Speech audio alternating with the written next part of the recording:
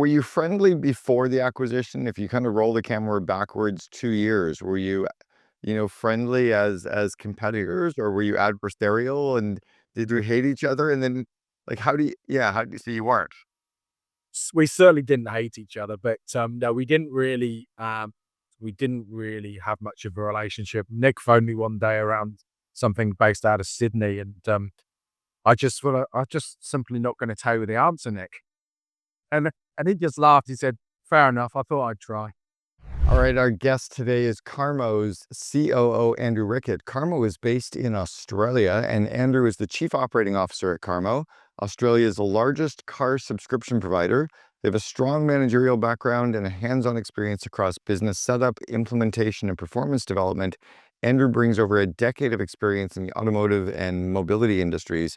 Prior to his role as the COO at Karmo, he was actually the CEO of a company called Motopool, which was a leading car subscription company that was acquired by Karmo about 9 months ago. He played a pivotal role in the successful acquisition and integration, helping Karmo scale to over 40 million in annual recurring revenue and a fleet of more than 10,000 vehicles and partnerships backed by $140 million in debt facilities. You're going to love this actual podcast. You'll like to be able to watch this one inside of our YouTube channel. You're going to learn lots about the integration of an organization when it gets acquired, what it's like to actually work through that acquisition period, and lots around the leadership side of things too. We'll see you on the inside. This will be a great episode to share. So Andrew, welcome to the Second in Command podcast. Thanks, Cameron. Great to be with you, and looking forward to the session. Me as well. And just before we went live, we were both kind of laughing about this, that people on our teams set us up to do a call at a strange time.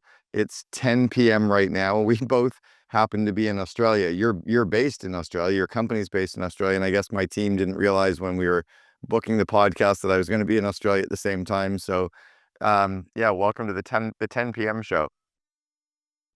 Yeah, it is funny because navigating diaries is often difficult across time zones, but when you're in the same one, it should be relatively straightforward. Yeah, now you guys are pretty used to it. Being in Australia, you guys are pretty used to working with North American time zones, but as your company is predominantly based in Australia currently, correct? Yeah, correct. So we're very much domestic Australia. We've been growing since 2019 was when Karmo started, and we've been growing since then in the domestic market to have coverage in the five major states where 80 to 85% of the population is. And later years, as we talk through, we'll talk about some of the opportunities that we see potentially to grow the brand into different markets. Amazing. Well, this Canadian, I think this is my 10th time in Australia right now. So love the country. I've been all over. I've been as far out as Perth and as far up as Airlie Beach and Queens, but I've never been down to Hobart in Tasmania. That's kind of the one I've still got to do. You must go. It's very different to the places you've just talked about. It's very green, and it's probably the wettest part of the country, but it's very different in its landscape and environment. So yeah, it's a very good, being that our country is so vast, it's very good to see some different states. Yeah, you're kind of like Canada that way. We've just got there's all the different climates and all the different geographies. Now, are you operating with Karmo? Are you only in Australia currently? Are you operating in any other markets yet? And then where is your expansion going to take you?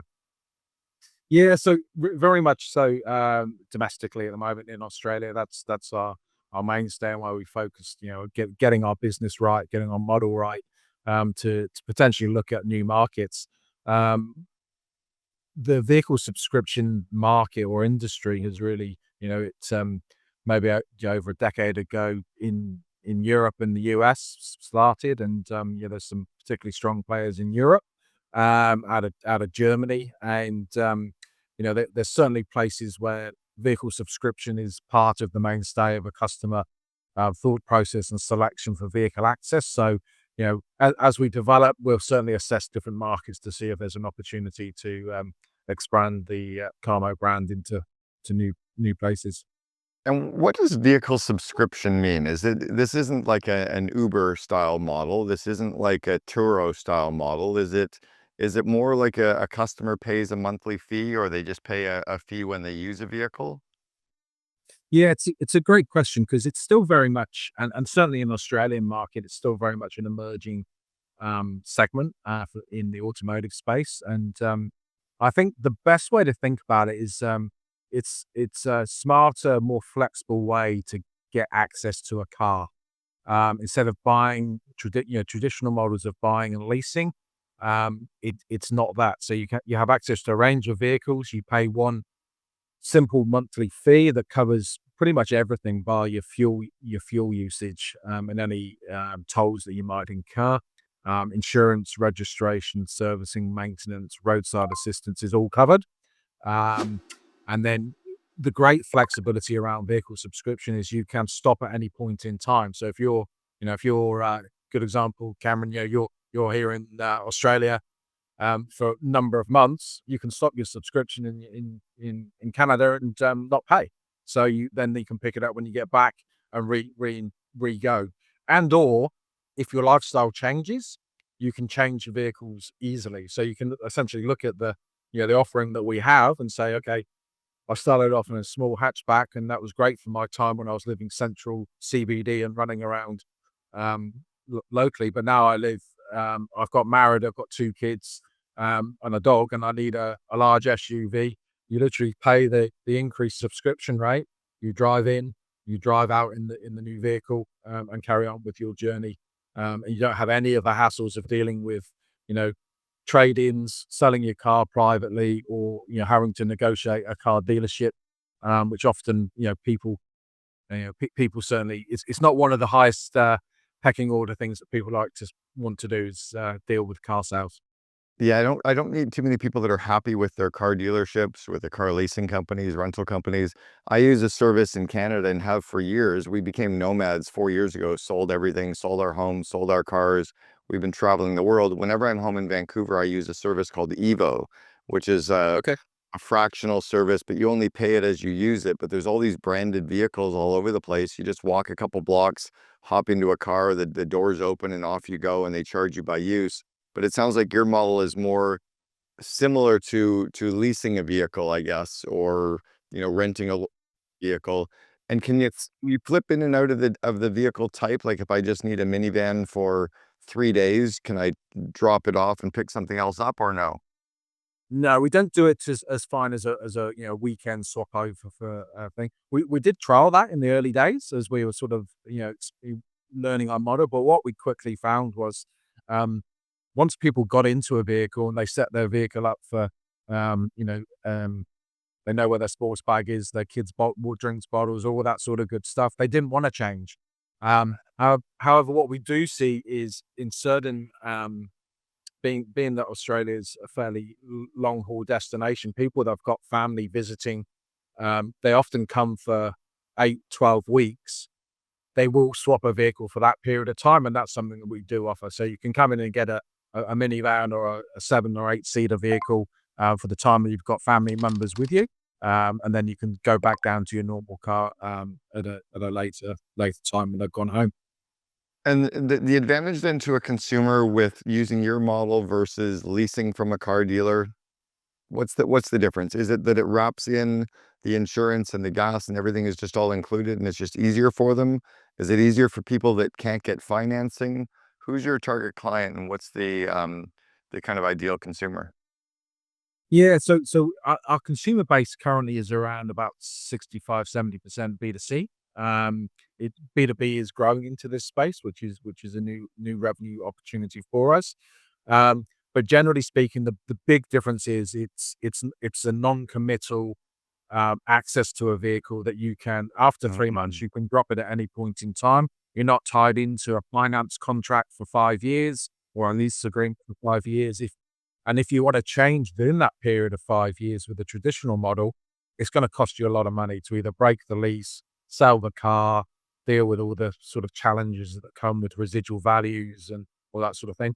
We take care of all that. It's just you literally pay you either stop paying subscription as you return, and or you pay a different subscription rate for a new vehicle type that you might want as your lifestyle changes. Interesting. And you guys have just raised a bunch of money. I think you raised 150 plus million recently. What was that raised for? Yeah, that really was to drive our vehicle requirements for growth. So that was a milestone moment for us. through the acquisition of Motorpool, we secured collectively as Carlo, we secured funding lines with the Volkswagen Financial Services and Toyota Financial Services, which are the biggest OEM vehicle lenders in the world. So it's fantastic to get them on board and supporting us. They've been long-term supporters of the business, and yeah, we managed to raise a significant debt facility to enable us to acquire vehicles to grow. You guys are in a pretty, I'm not going to say competitive space, but you're in a really interesting sector right now with the autonomous vehicles coming in, with the fractional networks that are coming on board. It feels like the traditional dealership model is gone. In the next maybe 5 to 10 years, it feels like the traditional Ford dealers with lots of locations, or whoever dealers with all the locations, it feels like that model is going to be completely gone. Is one of your competitors going to be these or not fractional, but I guess fractional autonomous vehicle networks, like the Waymos that are happening and popping up in different cities in the US already? Well, the interesting thing with the autonomous vehicles is, we see potentially that we'll evolve our services and have an element of that in our business as well, because and that's one of the reasons that we've invested heavily in our own um, proprietary tech system and stack, because we can build to the future. So when we see the markets evolving, and we certainly do it today, when we see consumer benefits that we can get, and we can build it into our system to do that. And as we go forward, we were talking about this recently in the exec. It's, what does 5 years look like? What does 10 years look like? And certainly autonomous vehicles is going to play, a bigger part of the landscape for sure. Yeah, I mean, and I think it is rolling the camera out the 5 to 7 year plus mark. I mean, it's not going to take out your industry before then. So there's certainly something to really scale into. Now, you were also the CEO of a company that got acquired by Karmo. So prior to you coming on board as the COO, you were running a company called Motorpool, and you were the founder CEO of that company. Yeah, that's correct. Yeah, absolutely. What was that transition like for you? And was it hard emotionally? Was it hard, operationally? Can you just walk us through what that was like? Because it's not very often that somebody goes through that. I'd love to hear some of the lessons from you. Yeah, absolutely. And what was really, really good through the due diligence process. So when when um, when we were looking at Motorpool to divest the business, we were looking at we had some various different conversations and approaches, and they just weren't the right fit for the business and the people within the business. We were very conscious as shareholders that we wanted to sell to somebody that was going to embrace what we had done and achieved, and also the team, because we built an excellent team, and the team would have a future in that transition. And along with that was, when we first started talking with Nick, the CEO and founder at Karmo, we were very much aligned on our values, what we wanted to do with the businesses, where we began. And for Motorpool was a 2008 start, Karmo 2009. We were competitors for a good period of time, and we there was a lot of alignment and vision of how and where the vehicle subscription market could and can go. So it was really good through that process, and through that overall, going to your question around the emotional side of it, from day one, from meeting one, the alignment and the relationship forwards with Nick and John, the CFO at Karmo, was great. So it put a lot of comfort into us, and it was a lot of talk around the people, the achievements, and the future. So it from a feelings perspective, it really fitted well. So it's Were you been a great. were you friendly before the acquisition? If you kind of roll the camera backwards 2 years, were you, friendly as competitors, or were you adversarial, and did you hate each other? And then, like, how do you see you weren't? We certainly didn't hate each other, but no, we didn't really have much of a relationship. Nick phoned me one day around something based out of Sydney, and I just thought, I'm just simply not going to tell you the answer, Nick. And he just laughed. He said, "Fair enough. I thought I'd try." And And so now, but then, rolling the camera ahead now, you guys get along and you are building the company together. So How does that happen? What's the mindset shift that has to happen for two competitors to, proverbially get into bed together? Yeah, open, transparent, genuine conversations, um, shared thoughts, visions, lots of conversations around the businesses, and not being afraid to um, highlight your views, thoughts, and opinions, good and bad, about both sides of it. So there was no egos in the room. The whole exec panel is there is no egos on the exec, which is great. So we have a lot of open, candid conversations, and we're very much aligned to and that what that has done is allowed us to really become aligned and form a great bond to drive the business forward. Yeah, it makes sense. And I mean, I guess there's also just the mutual understanding that look, we're it's kind of like in a sporting event. You're of course you're going to compete and you're going to be pushing hard against each other, but at the end of the day, you can still go off to the pub and have a beer together. And that's kind of what's happening now. Is you just recognize that that's the way the game had to be played when you were adversaries, but now that you're on the same team, you kind of put that past behind you as something that was not personal. It just was what it was based on the game that was being played at the time. So when you were starting to go through the diligence process and your company was having to relay all the information over, how many people in your company at Motopool did you bring into that discussion? Can you roll us through some of the timeline on that? I was just coaching a company in the US that just sold recently. They sold for about 70 million, and they only had 3 or 4 people on the leadership team that knew up until the week before the deal was happening. Can you walk us through what you did? Yeah, absolutely. So the shareholders were, we were obviously aligned from day one, but from an internal perspective, Laura Hayward, who was the Motorpool chief operating officer, she was in from day one. So she really drove through the whole DD process with me. That meeting one that I mentioned to you earlier, she was in that from day one. Um, and then later, very late in the piece, where we had to get into sort of the financial details. Yeah, our financial controller was briefed and came into the process, but we didn't.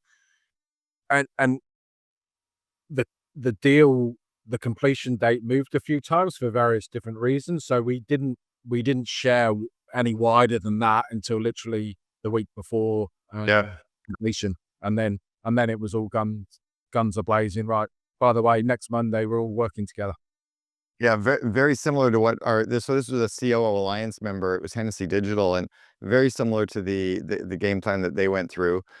And there's an old adage that loose lips sink ships, right? The more people that you tell, there's just the natural, vibration. It has to happen. They're going to tell people. Was that part of what you understood as well, that you just had to keep it close to your chest and only the few Yep. people? And in telling Lauren and telling your controller, how do you how do you quell the fears, the natural nervousness they're gonna have, the "Holy shit, what's gonna happen to me?" Like, as a human who's coming in the morning, how do you calm them and get them to then focus on helping to make sure this transaction happens?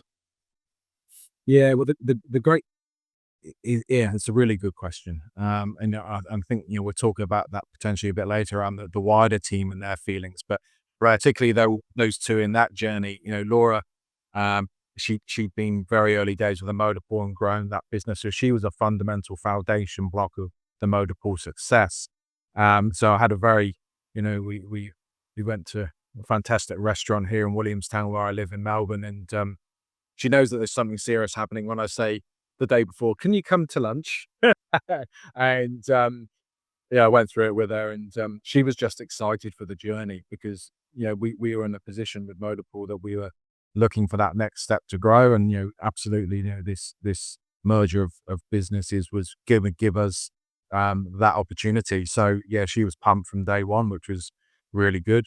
And our finance controller, he got it straight away because by the time we got to that point in time, we'd already done through the DD process, we'd already done a lot of sort of mapping across the organizations to see where there was gaps or opportunities for individuals, and he firmly was in part of that roadmap.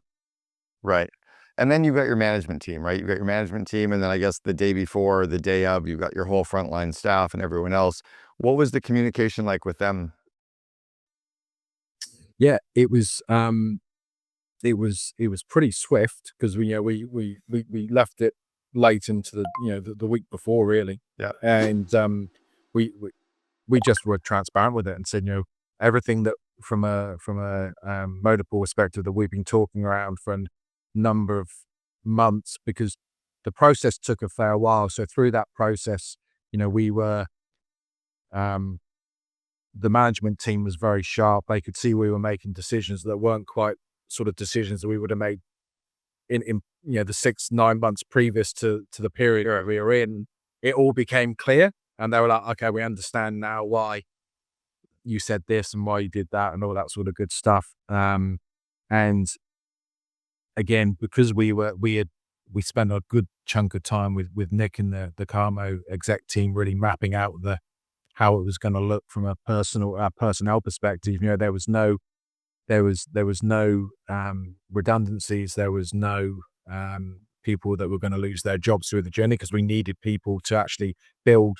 And subsequently, since the merger, we've grown our employee base significantly. So Amazing. we've grown, and we needed good people in the business, because that's fundamentally the business is as good as its people, and we needed the good people to be in it. Was that part of the reason that Carmo did the acquisition, was a bit of an acqui-hiring? Like, in acquiring Motorpool, they also got to have all the people as well? Yeah, absolutely. Yeah, well, yeah, it was one of the one of the top 3 or 4 items that was on their list. And I find when that's happening, that is the biggest communication piece that needs to happen to calm everyone down. It's almost like Maslow's hierarchy of needs, right? They need to know, like, and trust people, and if they do and they go, "Okay, I'm okay. All right, let's do this." Um, Now it's been about 8 or 9 months since the acquisition happened. What do you think some of the things that were done well by Carmo and Motopool in merging these two organizations, and then you transitioning from a CEO role to a COO? What did you do really well? And then I'm going to secondly ask, what could you have done better? Yeah, yeah. Uh, Maybe I'll start with the could have done better thing. Sure. Because we were literally talking about this the other day, on reflection, and we started off really well with regular communication updates of what we were doing. And then as we started getting busier and busier through the integration, the comms kind of dropped away a bit. So that's certainly something on reflection we would have done better. We would have been much more disciplined around communication, and keeping tight to the updates coming out. This is, we told you we wanted to do this. We've achieved this. We need to work on this and all that sort of good stuff. And subsequently, what we've done, because we've still got, as you say, we're only 8 months into the transition. We're now having monthly town halls to really get the communication channels back on all of company. Um, so it's completely, this is it. This is where we're at, guys. We told you last month we were here. This is what we've achieved. This is the growth plans. This is where we're going. So that's certainly something that we could have done better, and now put steps in place to do that, which has been good. I think the big one, that a number of things we've done very well is, we we hit the ground, and it sounds a bit, because we didn't do it so well over time, but we hit the ground hard with communication in the early days. We did road shows, tours, really got to know all of the staff. We pulled the staff, all of the staff in all the states together within the first 10 days. We just flew around the country doing like, getting to know each other. And then the one that I think really made the difference is we focused on, because we had duplicate sites in the States, we had duplicate teams in the States. We pulled them into one operational hub, and we increased the facilities at each of the hubs. So each of them had sort of um, sites that could have been improved. So we just merged them into one sort of super hub, all staff in. Communication was great, and guys, get to know your new friends was really good. That was something that I think hit the nail on the head quite quickly. So we eliminated the silos that could have happened over time straight away. By within 10 weeks, we'd pretty much merged all of the sites so we could operate as one. Amazing. Now, when you're talking about states, I know about 80% of our listeners are in the United States, so they're probably thinking you're meaning states, but we're talking the states in Australia. Um, Well, yeah. so how many different sites did you have to merge together? How many cities were you operating in So Australia? so yeah, so within Australia, there's essentially five major cities that you need to operate. So I'll give them by name, so probably resonate a bit better. So you've got Melbourne, Sydney, Brisbane, Perth, and Adelaide. They're the five major cities where 85% of the population are within those sort of areas. So, we had duplicates in there. So we merged into bigger hubs. So we have a mobility hub in each state that services that area. And did you close some offices and move people into similar offices, or did you keep, if you had physical offices, did you just keep them all open? Yeah, so we essentially we clo yeah, each brand had a physical location, and we closed one of them to merge them into one bigger one. And then I imagine you switched the name Motopool, just ceased to exist and everything became Karmo quite quickly, or no? No, no, and, that's one of the things that we've changed through the process of tracking. So there was never an immediate decision to drop the Motorpool brand because through the DD process, it was very clear that, we'd been obviously driving our businesses, successfully for a number of years, competing against each other, and we actually have fairly different brand propositions by brand. So there was, two different brand messages, two different vehicle lineups. Carmo's has a lot of sort of EVs, prestige cars, upper spec cars. Motorpool has more standard spec passenger cars with utility vehicles and light commercial vans. So two very different things. And over the we continued to grow nicely with both of the brands in tandem, even though we were under the same one roof. So we then ran it month on month, looking at the lead generation through all our different sales channels, and we found that there was under 5% duplicate leads. So it was very clear that we were talking to different customers. So Interesting. so so right now we're running two brands in the market, and that's certainly one of the hardest parts of being the COO today is running two brands, two brand messages, pricing, all that sort of good stuff in the market. But for now, it's very we're running them. We remain running both brands in market. Love it. All right, so some huge lessons that you just dropped there in that process or in that timeline. I'm curious for you what the differences have been. So when you were operating as the CEO of Motopool, were you a founder of that company or were you a hired gun? You were a founder. So hired, a founding CEO, you're scaling up an organization, and then all of a sudden you're now the second in command to an organization. What changes? What's different in the day-to-day for a CEO versus a COO? Yeah, I think the biggest one is there's you don't necessarily have the whip hand to say make all decisions. So whereas you as the CEO, you're very much you're managing the wider team to make decisions and all that sort of good stuff. Whereas I've got a remit of areas of responsibility. Whereas in my older role, it was all encompassing across all channels, all responsibilities back to the shareholders. So, um, however, the Carmel exec team, as I mentioned earlier, is there is no egos in the room. So we're very, Nick really lets us manage our own functions and areas of responsibility independently, and report back in and details. He really supports heavily each of the execs in their areas, and me in my role, he's constantly constantly is the wrong word, but he's consistently asking, "Where are we going next? What do you think the next opportunity is in your areas?" Because we're looking after, we're looking at sales, marketing, operation, fleet procurement, all of that good stuff. And again, he's very experienced in all those areas from growing, the Carmo brands. So we actually share a lot of good, thoughts and views, which leads to a lot of good conversations for the greater good. Interesting. Does the CEO do media interviews at 10 p.m. at night, or just the COO? I think he's one in bed by now. Probably do. Actually, it's easy. Because we've done some too. So now that you've been in this second role and you're in the COO role for, 8, 9 months, does it give you a different perspective, a different lens into the COO role that maybe you didn't have when you were the CEO? Yeah, I think so. I think, it's a bit more granular day to day. You've got to be across much more of the detail, across multiple functions.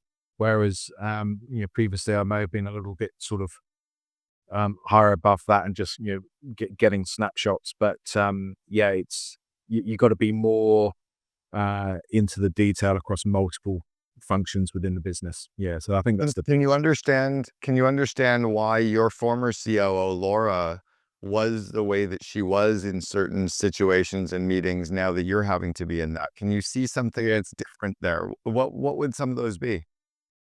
Yeah, I think the big one is, and it's still something I'm working on today, is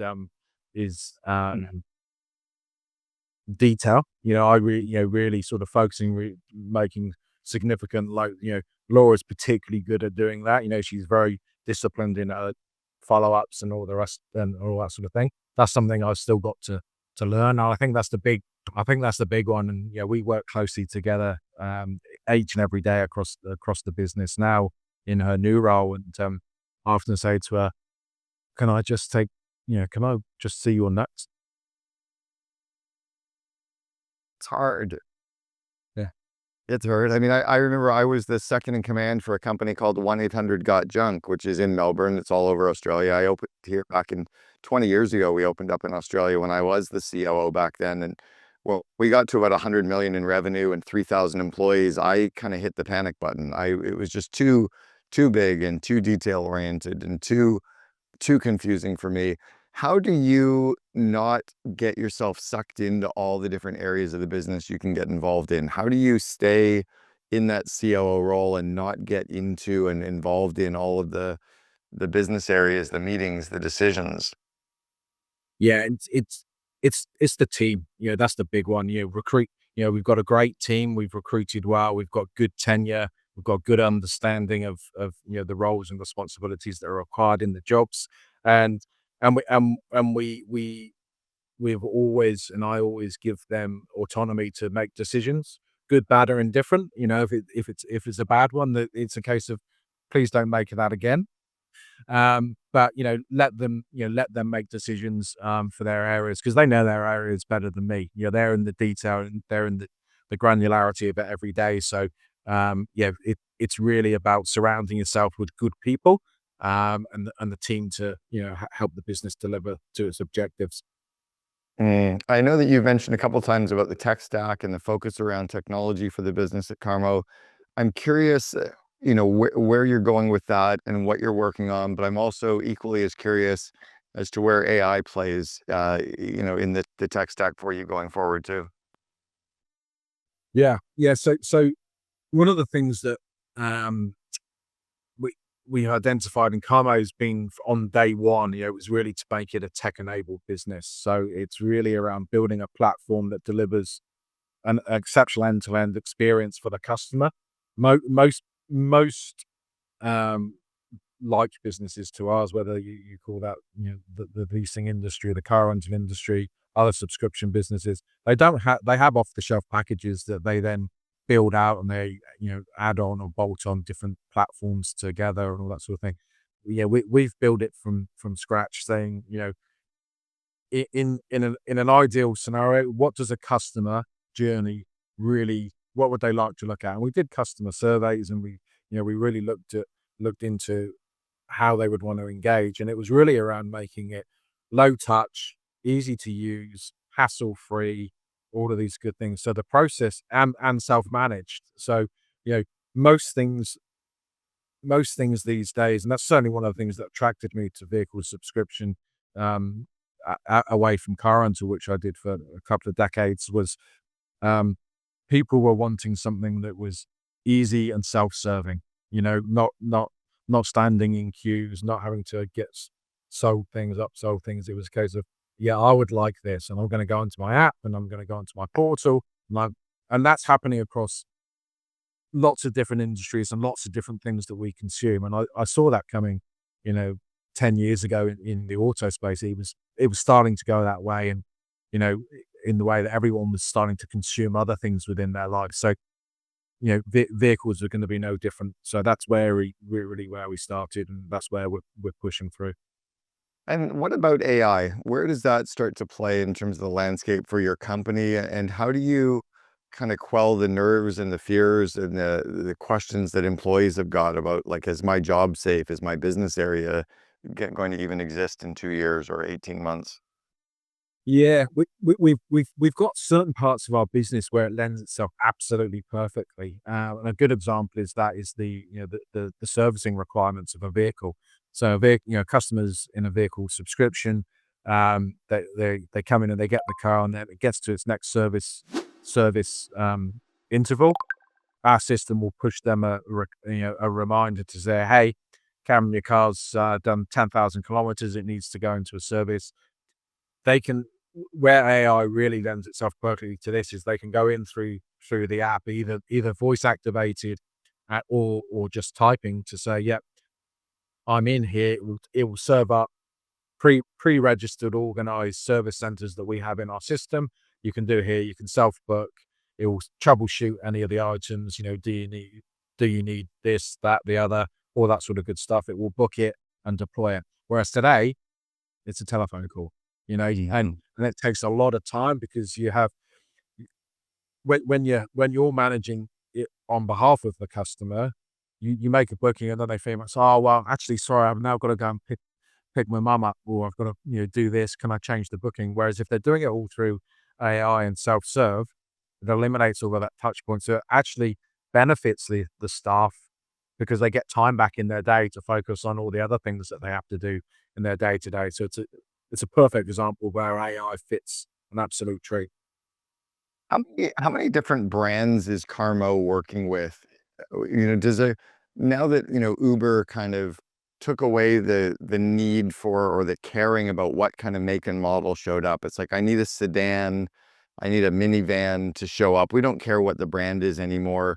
Has that come into the Carmo business model that consumers don't really care, or do they care about the brand that they're driving? They And absolutely can. Yeah. yeah. So, and that's one of our real sort of points of difference as a brand.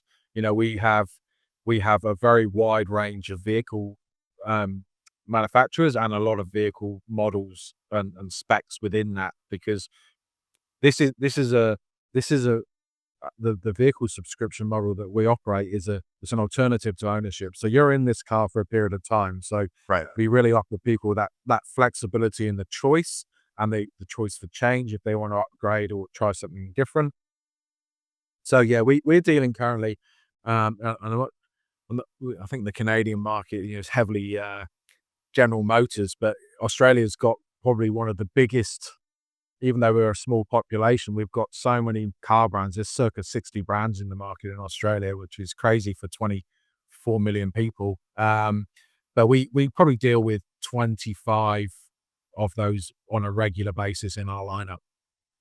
Do you think that will shift as the consumer gets more and more comfortable, or again, will they just, because they're leasing it for a longer period of time, do you think they will be more married to the brand? To the car brand?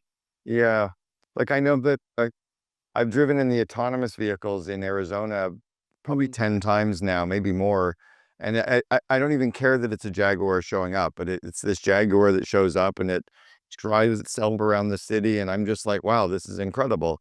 But it's not my car, and Yeah. when Uber shows up, I don't care what the car is. I'm curious whether the consumers, if you could get the price down enough, do care, or is that even up for maybe it doesn't even matter at this stage. It's right now, one of the big benefits is it gives you the opportunity for change and getting the latest and greatest, um, latest model and technology. Because certainly in the last 5 years, vehicle technology has moved on in leaps and bounds. When EVs first sort of hit the market, you could get a 160K range on a small EV, whereas, now that's 600Ks. The technology is outstanding, and no different to a mobile phone. When they first came out, they were pretty average, or a smartphone, sorry, they were pretty average in their capabilities, whereas now your whole life's on a phone, and every time the latest model comes out, people are upgrading. So people like the latest and greatest, and that's certainly what vehicle subscription allows you to do. With the car rental industry, I know one of the biggest issues that they have to deal with is that car rental companies own the cars and then they have to turn around and sell them at some point. Do you guys own the vehicles or are you leasing? You do. So that's a similar issue for you then, correct?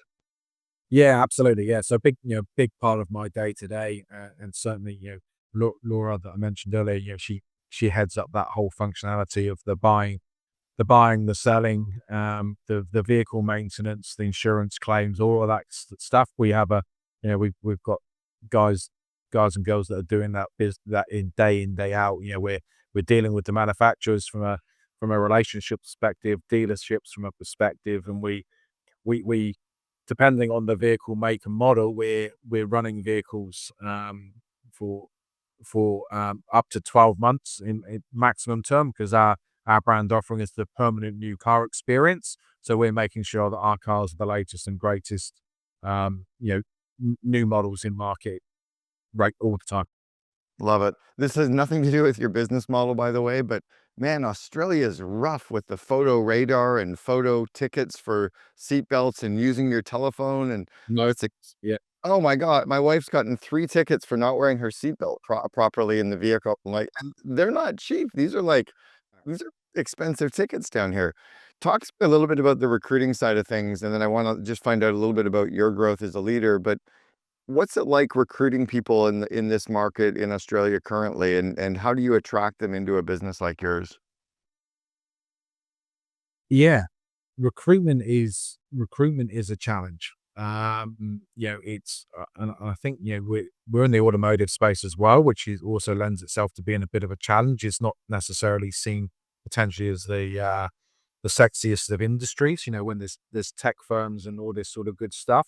Um, However, we are attracting a lot of good talent due to the fact that we've got a great product and we've got a great business that's really pushing the boundaries of something new and different. So people when we're you know when we're advertising well, and to be honest, the majority of our new recruits haven't been through advertising. It's been through relationships, networks, and opportunities. We've been, the last one that we recruited into the ops team, is somebody that's been in sales for decades at a senior level. They're excited about what Carmo's doing and the model of vehicle subscription going forward. So, he's come on to be our sales director to really drive the message that we've got into the fleet market and the B2B market, which is a huge opportunity of growth for us coming.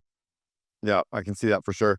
All right, I want you to lean back a little bit and give yourself some advice. If you were a 21 or 22-year-old starting off in your career today, what advice would you give the younger you that you know to be true already? Ah, yeah, yeah. I think for me,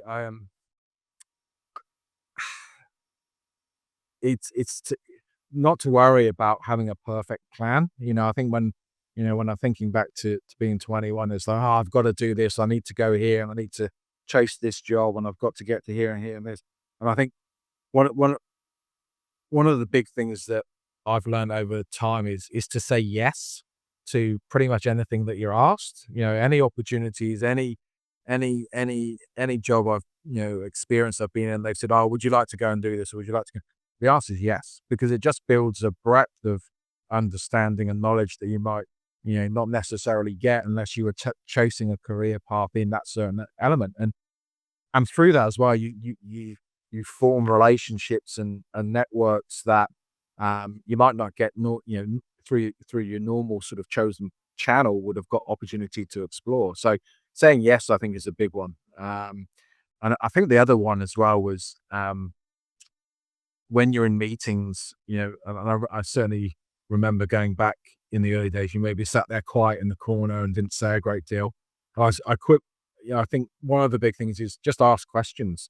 but make sure you listen before you ask the questions. Don't just ask any question for the sake of asking it. Listen intently to, pay attention, be present in the meetings, and then ask questions, because most of the time the people in that room will be impressed that, oh, actually they did listen to me. They don't quite understand it, but they're asking me to explain it, and or they're doing that sort of thing. So, um, yeah, it's difficult when you're young, but I think, yeah, back yourself and say, and put yourself in those areas that you can really absorb a lot of information and spread your wings a bit by just saying yes. I love it. Andrew Rickett, the COO for Karmo. Thanks very much for sharing with us on the Second Command podcast. Awesome. Thanks for your time, Cameron. And next time we'll do it in person when you're back. Yeah. Will do for sure. Thanks very much. Appreciate it. Take care. Bye now.